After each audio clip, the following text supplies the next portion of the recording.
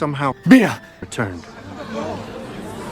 4 years after the events of Resident Evil 7, Ethan Winters tries his best to move on from the nightmares he and his wife had to endure. A night in Louisiana. Ugh. Time seems to have been kind to the man. He has a new house in Eastern Europe, his wife's back, he has Chris Redfield's number, and a baby? Ethan, what have you been up to? Everything seems to be looking good except for one thing. His wife doesn't look very happy. And we all know what happens to life when your wife isn't happy. I'm going to talk about only the setup for the story, just in case anybody wanted to go in blind. So I'll limit things to only the first 30-ish minutes of the setup. So your wife gets shot. Something strange is happening here, and like usual, we aren't told a damn thing. We aren't given intel because clearly they don't know what Ethan is capable of. He might look like a small fish, but this man has got fangs, spikes, whatever fish have. We wake up after a mysterious car crash and we somehow end up in a secluded village in the mountains. Wait a minute. Didn't Resident Evil 4 start this way? It even had a castle. And they did the same overwhelming number of enemies before calling them away bit. Where's everyone going? Bingo? I knew I liked this game. After conversing with the locals, Ethan starts his legendary journey to get back his daughter from the evil clutches of some family. Ethan then has to kick ass all throughout 4 different zones, each controlled by their respective lords. Each lord has their own aesthetic. Lady D is more classy with her castle and proper demeanor. Heisenberg has his factory and giant metal hammer. Beneviento has her house full of dolls, and Moreau, well, I'd rather not think about him. They all serve Mother Miranda, this tale's main antagonist. I like that each lord brings their own type of horror with their section. Beneviento brings more of a psychological horror to the game and has some of the most memorable parts. Though I don't mean that as a compliment. Moreau leans into body horror and just really makes you want to stop playing. Lady D brings horny horror? Is that a thing? This gives each section its charm, and surprisingly each section doesn't feel disjointed from the others. These people chose their path and they're sticking to it. Shut your fucking hole! It doesn't matter what they chose though, because Ethan Walk 'em Down Winters is back, baby. And this time, he has even more resolve. This is his little girl after all. They have no idea what's coming to them. They poked the 3rd strongest bear this franchise has to offer. If you thought Resident Evil 7 Ethan was great, Resident Evil Village Ethan is a straight-up warrior. This man doesn't back down to anything. Rest while you can, because I will hunt you, and I will break you! Go ahead, do your worst. Gameplay is very similar to Resident Evil 7. Nothing's really changed this time. He still has his arsenal of weapons and can cycle through them like a pro. Weapon variety has stayed pretty much the same, though I don't think I saw the flamethrower this time around. I guess Europe still hasn't mastered it. Speaking of weapons, the gunplay is just as good as it was in Resident Evil 7. It feels satisfying to use, and playing on PC was a breeze. I played a little on the Steam Deck as well, and it was also pretty responsive. The main thing that's changed is just how much punishment Ethan endures. It's implied that he got some training from Chris Redfield, so I'm guessing that included surviving literal nightmare fuel and torture. Say what you want, but Ethan probably goes down as the most durable Resident Evil protagonist to date. Again, no spoilers, but, well, he goes through some stuff. The amount of enemies that he has to deal with this time is impressive. Moving further from just basic zombies, we now have to deal with werewolves? Are we sure this is Resident Evil? This time around, Mr. Winters is pushed to his limits, and is given the opportunity to see what he's made of.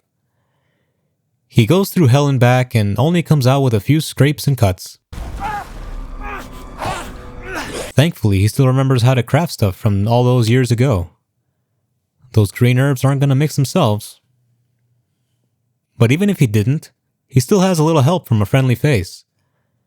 This is friendly, right? This game takes a lot of inspiration from Resident Evil 4 if you hadn't noticed, and that includes its very own merchant. This is Duke. Full name, The Duke. He kinda just showed up along the way and never quite left. He seems to know a little about these parts, so he gives them pretty good intel too. The Duke provides us with access to his premium wares, which we pay for by selling the skulls of our enemies. And I'm not actually joking this time. Ethan is so gangster that he carries the corpses of his victims with him just to sell them to buy even more weapons. That's the work of only the best of protagonists. Selling your items gives you this game's currency, the lei, which you use to purchase and upgrade weapons, buy items or resources, and apparently put together meals. Well, that's a new one.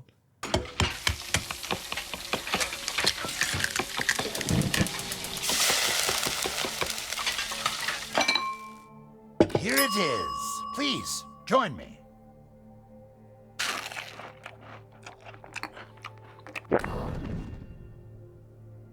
Not a bad dish. This game came out 4 years after Biohazard, and it shows. Biohazard didn't look bad by any means, but being from 2017, it had a few sore spots. This time though, there are almost zero instances where anything looked dated. The details on everything look spectacular. Guns look realistic, and gore is just as satisfying to look at. The monsters look incredible, and the antagonists all have their own style and look very memorable. But you already knew that, didn't you? You pervert. Environments are just as impressive as last time. And thankfully they got to stretch their legs with the kind of locations they could implement. I loved the swamp of Louisiana, but I mean, come on, it's not going to compare to a literal castle in the mountains. The color grading is also greatly improved. It's not as gray this time around and looks more vibrant and full of life. The lighting in all the different environments looks great, and as you'd expect, they use the darkness to its fullest potential. I previously said that Resident Evil 7 was the ultimate horror experience, and while it is, I also think that this game comes pretty damn close to achieving the same thing. Again, no spoilers, but one moment in this game will forever haunt me for the rest of my life. If you know anything about this game, you know what I'm talking about. When I first played this game, it was the very first video game to actually make me sick to my stomach. Thankfully, I'm stronger now and have seen far worse at the back of a local Spencer's. But this game still gets to me and makes me want to throw out my PC. Looking at you, Moreau. The quiet moments really stand out. The devs really got it right by deciding to take your weapons away for a moment, and that really helps with immersion in the horror sections. Having no guns makes you think twice about every step you take, and forces you to put more thought into the path that you want to go down. It doesn't really match Resident Evil 4 when it comes to keeping the balance between horror and action, but I will say that it's nice that they have both in the same game, even if they're clearly separated into sections. I first played Resident Evil Village back on the PS4. I believe it was my second or so horror game that I've played all the way through, and once I finished it, I never wanted to return to it ever again. What a fool I was. Or am. It might not be perfect or anywhere near a masterpiece, but Resident Evil Village, in my opinion, is still worth a try even now. It's certainly fun, and the way it makes your skin crawl is hard to find. It's not an instant classic like Resident Evil 4 or a love letter to horror like Biohazard, but it brings its own charm to the table. With the Mercenaries mode, there really isn't any reason not to come back to it every once in a while. I haven't gone through the DLC as of yet, and it's unlikely that I will, considering, you know. You there, Leon? But I am curious to see how they wrapped up the story of the Winters family with it. I certainly hope that we get at least a reference to this little side story in future titles. The little tale of Ethan was a fun ride, and I personally find him likable throughout the two games. He certainly comes across a bit whinier than the other protagonists, but he's also not a soldier like them, even if he moves like one. His story of trying to keep his family together is a nice addition to the Resident Evil franchise, and I'm glad that I got to play through it. I really want to analyze this story further in a future video, but for now I'll just leave things with my honest recommendation to check out both of these games with Ethan Winters. They're a nice side story and well worth your time if you enjoy horror. Alright, I did it! I got through the main titles just in time. I can't tell you how much it means to me that I got this far. My channel is pretty new and I'm still learning the ropes. Maybe these last few videos have come across as rushed, and I'm sorry if the quality could have easily been better. I just really wanted to get out these Resident Evil videos before Resident Evil 9 comes out, and I'm cutting it pretty close, given that it's coming out in a week. But I really want my Resident Evil 9 video to be something special, so I'll definitely take my time with that one. It'll probably be a while before I upload again, so in the meantime, why not check out my other videos? I have one for each of the Resident Evil games that I thought would be the most important to prepare for Resident Evil 9. Consider subscribing as well if you want to be one of the first to see my future videos.